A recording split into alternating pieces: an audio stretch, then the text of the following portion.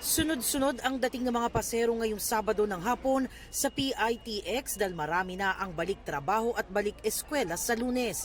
Ang ilan sa Metro Manila nagbakasyon. Nag-spend ako ng time ko dito sa family. Sa Valenzuela po, then nagpabataan po kami. Ayan. So ngayon po kayo ay babalik na sa ang province po. Bicol po. Medyo matagal-tagal ko po before makita ulit yung mami ko po dito. Sa Las Piñas po, masaya naman po. Ngayon saan kayo babalik na? Sa Albay po, magpapasok na po sa Lunes. Bitin na bitin po.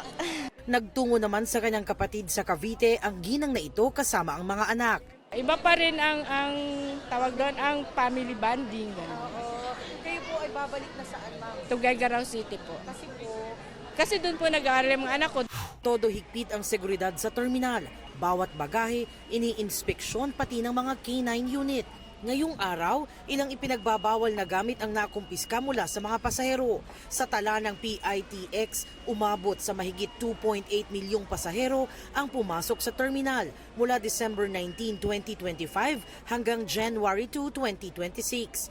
Pinakamataas ang foot traffic noong December 23 na may mahigit 231,000 na pasahero habang bumaba ito nitong bisperas ng bagong taon. Dagsa rin ang mga pasahero ngayong araw sa Batangas Port. Ayon sa Philippine Ports Authority, mahigit 160,000 na pasahero ang bumiyahe pabalik ng Batangas Port mula December 13 hanggang kaninang tanghali. Sa Lipa City Grand Terminal, tuloy-tuloy na rin ang mga biyaheng pa Metro Manila. May kakulangan nga lang sa mga bus kaya may mga paserong hirap makasakay. Sa Bulan Integrated Terminal sa Sorsogon, fully booked na rin ang maraming biyahe pabalik ng Maynila. Sa January 5 o sa Lunes na ang mga susunod na biyaheng may bakante pa. May mga rescue bus para sa mga chance passenger. Sa ilang terminal ng bus sa Dagupan, may mga biyaheng Maynila o kaya'y pa-Baguio. Para sa GMA Integrated News, Jamie Santos, nakatutok 24 oras.